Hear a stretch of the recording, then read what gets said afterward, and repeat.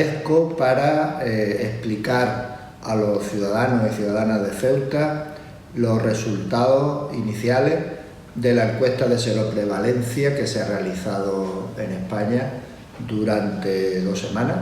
Ahora estamos en la tercera semana, que es la de evaluación de los resultados, y para explicar un poco cuál ha sido el resultado en Ceuta. Por un lado, volver a comentar lo que es un estudio de seroprevalencia, una encuesta de seroprevalencia, que no es más que una foto fija en un momento dado de la situación de una epidemia o una pandemia, y en donde se determina la prevalencia de una determinada enfermedad. Los términos incidencia, prevalencia, inmunidad son términos que se utilizan a veces de forma aleatoria, pero cada uno tiene una significación distinta que voy a intentar explicar de forma somera, ¿no? Prevalencia es el número de casos existentes en ese momento de la enfermedad, bien sea casos nuevos, en los cuales el anticuerpo que determine y que tenga esa persona será fundamentalmente inmunoglobulina M, que indica inmunidad reciente, o actividad de anticuerpo contra el virus reciente, o inmunoglobulina G, que indica mayor tiempo de haber tenido contacto con el virus, mayor inmunidad y, en la mayoría de los casos, la curación. No es sinónimo IgG positiva de curación. Sí es una alta probabilidad de curación, pero hay que ver otros factores. Los anticuerpos, como ya hemos explicado también en otras ocasiones, se obtienen de forma natural al tener contacto con el virus y estar asintomático, tener síntomas leves, síntomas graves, muy graves o incluso fallecer. Esa es la forma natural de crear anticuerpos contra, en este caso, el coronavirus. Eso no es lo deseable, porque adquirir inmunidad a costa de enfermar, pues no es lo deseable. Otra forma de contraer inmunidad contra el virus, contra, en este caso, el coronavirus, pues es vacunarse cuando esa vacuna sea posible. En ese caso, pues tendremos inmunidad y no contraeremos la enfermedad, y esa enfermedad pues se puede dar por resuelta y la pandemia por resuelta. La vacuna, como todo el mundo sabe, aún no está disponible. Tener una prevalencia alta, que no es el caso de Ceuta, que la prevalencia ha sido del 1,1%. Como digo, tener una prevalencia alta significa que una parte importante o muy importante de la población ha tenido contacto con el virus. Eso nos lleva también al término de incidencia, que no es igual que la prevalencia. Incidencia son casos nuevos y prevalencia son casos totales, nuevos o pasados. Si hay una alta incidencia de la enfermedad, si hay muchos casos y hay muchos casos nuevos, la prevalencia también será alta. Pero esto va a ser a costa de tener muchos infectados y de que esos muchos infectados pasen por cualquiera de las fases de la enfermedad. Hay infectados que son asintomáticos, afectados que pasan la enfermedad de forma leve, como ha pasado en Ceuta en la práctica mayoría de los casos, en formas graves que puedan requerir hospitalización, formas muy graves que puedan requerir ingreso en unidades de cuidados intensivos o, por desgracia, llegar al fallecimiento. El coste que hay que pagar por tener inmunidad de esta forma es un coste muy alto y, por lo tanto, eso es inaceptable, no es aceptable. ¿De acuerdo? Quiere decir que la situación y la solución ideal es tener inmunidad después de haberse vacunado. La inmunidad a costa de tener contacto con el virus supone que hayan pacientes graves o muy graves, o que haya fallecimiento. En la encuesta se han realizado tomas para determinación de anticuerpos de tipo IgM, que indica enfermedad activa, o IgG, que indica enfermedad pasada o inmunidad.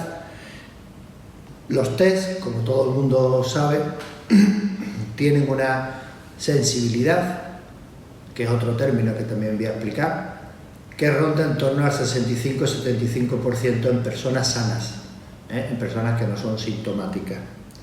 Ello quiere decir, el término sensibilidad de una prueba significa que si todos los pacientes son enfermos, en todos la prueba le debería de salir positiva.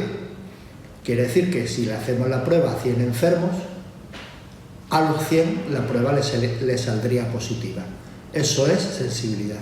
Los casos de test de anticuerpos rápidos, la sensibilidad ronda del 65 al 75%. ¿Qué quiere decir esto?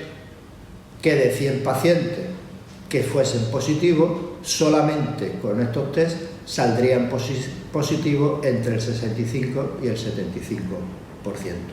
Por ello, en la encuesta de seroprevalencia, además de hacerse test de anticuerpos, se han hecho extracciones de sangre para hacer pruebas serológicas más sensibles y más específicas, de tal manera que lleguemos casi al 100% de determinación positiva en aquellos pacientes que sean positivos o que tengan inmunidad.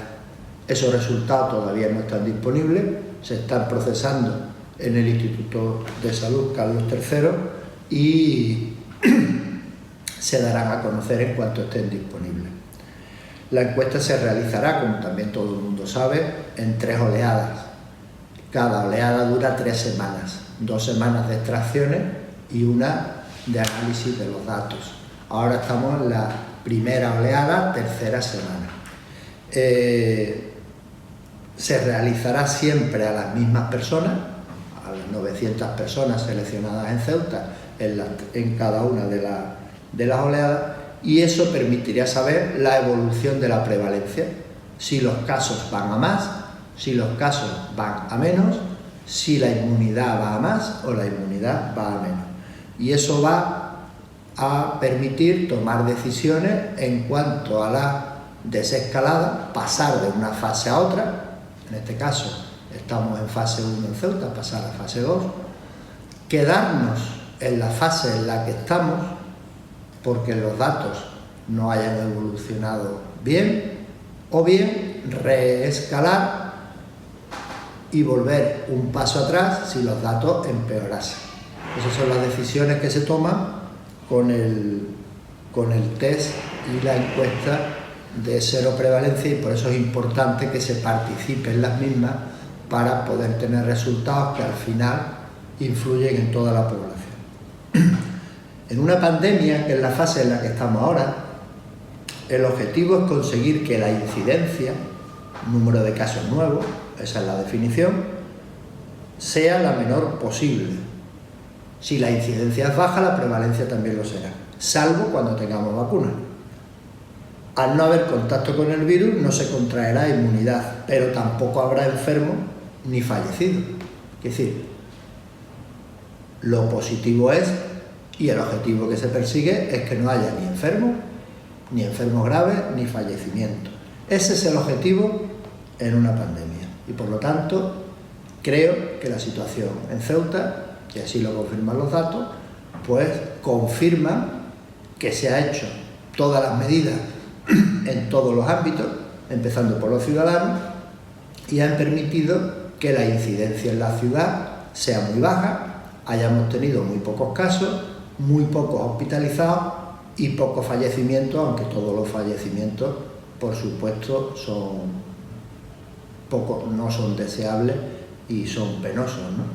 Pero la realidad es que la situación en Ceuta ha sido de baja incidencia y los resultados pues han sido hasta el momento buenos, ¿no? Quiero explicar también cómo se actúa ante una epidemia o ante una pandemia, ¿no? En una infección hay 3 fuentes donde actuar. Por un lado está la fuente de infección, que en este caso es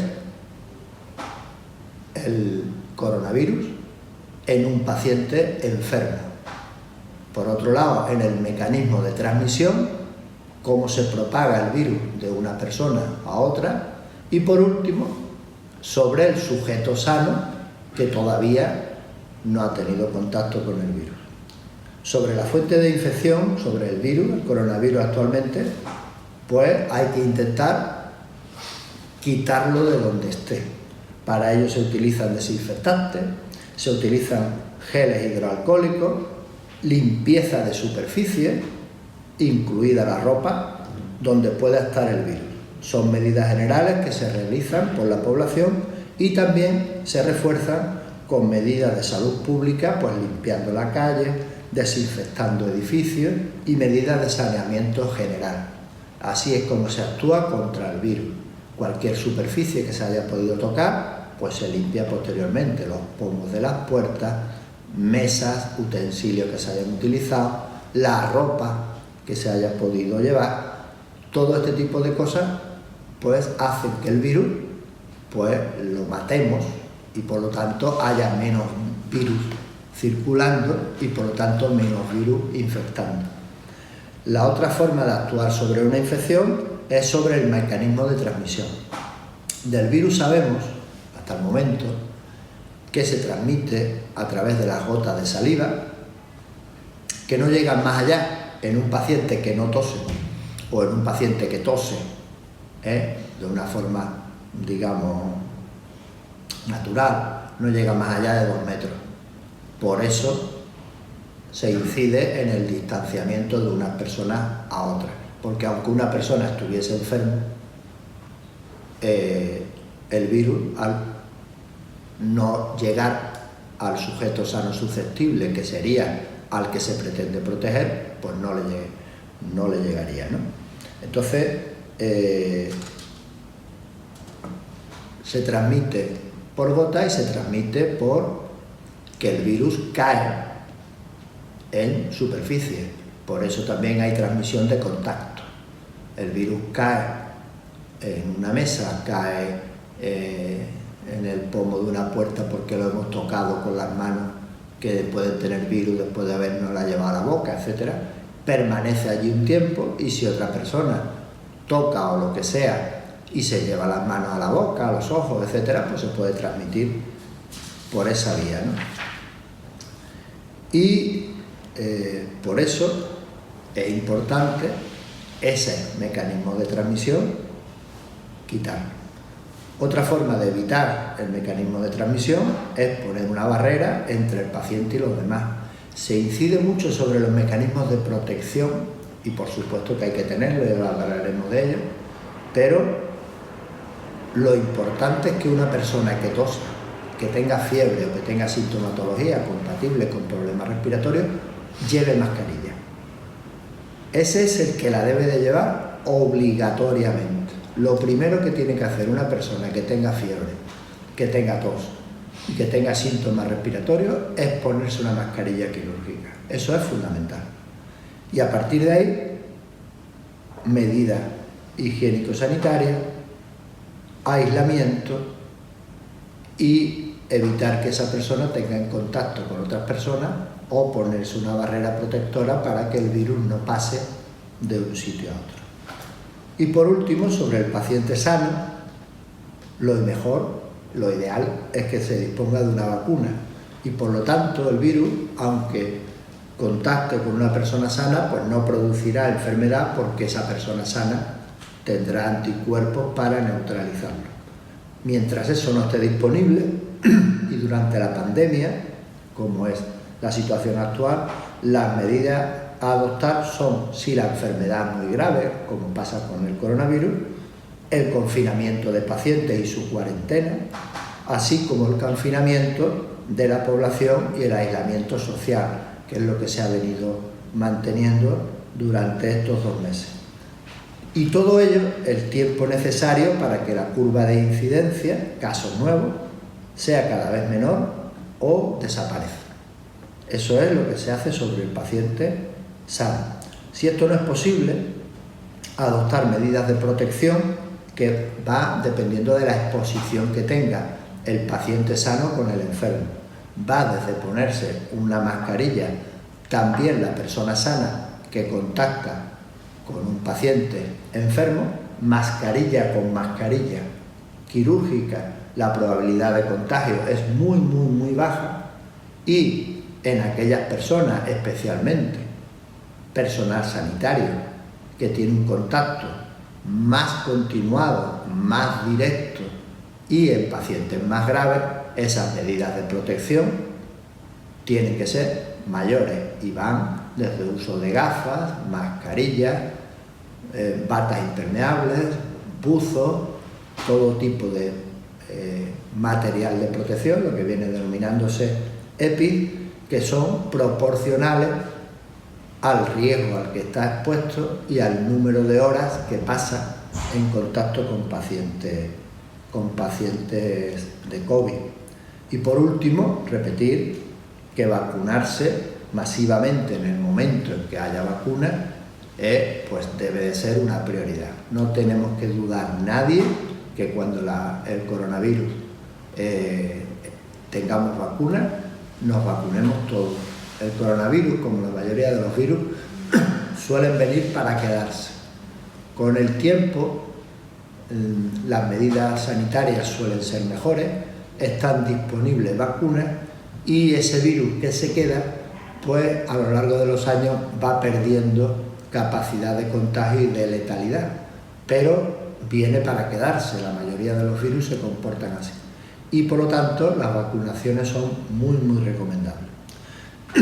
Por último, decir varias conclusiones, ¿no? Es una interpretación errónea decir que no es bueno tener una baja prevalencia de la enfermedad, casos actuales. En una pandemia es justo lo contrario.